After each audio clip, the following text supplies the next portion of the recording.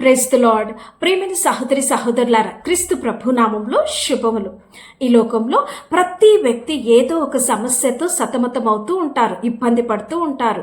శారీరకంగా కావచ్చు, మానసికంగా కావచ్చు, ఆర్థికంగా, కుటుంబపరంగా, ఆధ్యాత్మికంగా, ఇలా అనేక సమస్యలు ఉన్నప్పటికీ క్రీస్తు ప్రభువును కలిగి ఉన్నప్పుడు ఎంతటి సమస్యనైనా అధిగమించవచ్చు.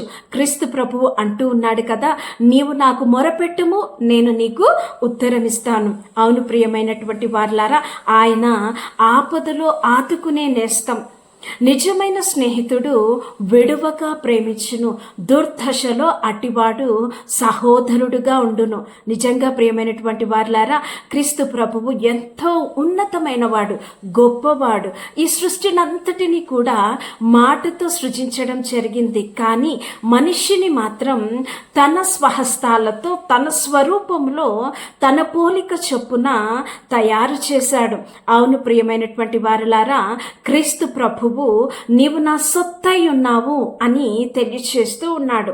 యెషయా గ్రంథము 41వ అధ్యాయము 10వ వచనాన్ని మనం గమనించినట్లయితే, భయపడకుము, నేను నీ దేవుడనై ఉన్నాను, అలాగే దిగులు పడకుము, నేను నిన్ను బలపరుతును, నీకు సహాయము చేయువాడను నేనే, నీతి అను దక్షిణ హస్తముతో నిన్ను ఆదుకొందును అని దేవుడు మనకు తెలియచేస్తూ ఉన్నాడు.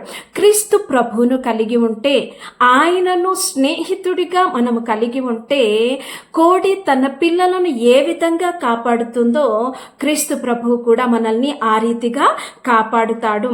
క్రీస్తు ప్రభువును కలిగి ఉండడం అంటే శ్రమలు రావు అని కాదు, సమస్యలు రావు అని కాదు. శ్రమలు కలిగినా, సమస్యలు వచ్చినా, ఎలాంటి ఇబ్బందులు వచ్చినా ఆయన మనకు తోడుగా ఉంటాడు. మన హస్తములను ఆయన పట్టుకొని నడిపిస్తాడు. ఆ శ్రమల కాలమంతా కూడా ఆయన మనల్ని తోడుగా ఉండి వాటి నుండి తప్పిస్తాడు. అందుకే కీర్తనకారుడు అంటాడు కదా, గాఢాంధకారము లోయలో నేను సంచరించినను ఏ అపాయమునకు భయపడను, నీవు నాకు తోడయుందువు, నీ దుడ్డు కర్రయు నీ దండమును నన్ను ఆదరించును. అవును ప్రియమైనటువంటి వారలారా, గాఢాంధకారపు లోయ అనగా మరణాంధకారపు లోయ. మరణాంధకారములో సంచరించినను నేను ఏ అపాయానికి భయపడను, నీ యొక్క దుడ్డు కర్ర, నీ యొక్క దండము నన్ను ఆదరించును అని తెలియచేస్తూ ఉన్నాడు. అవును ప్రియమైనటువంటి వారలారా, దుడ్డు కర్ర అనగా కాపుదల, దండము అనగా నడుపుదల. అవి మనల్ని నిత్యము ఆదరిస్తూ ఉంటాయి.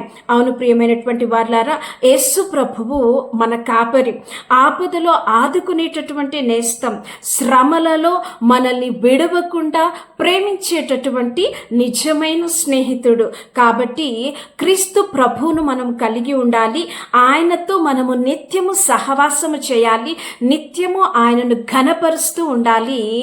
ఆయనను విడువక నిత్యము ఆయనను ధ్యానిస్తూ ఆయన చిత్తానుసారంగా మనము జీవించాలని క్రీస్తు ప్రభు కోరుకుంటూ ఉన్నాడు. అట్టి కృప దేవుడు మనకు అనుగ్రహించును గాక. ఆమెన్.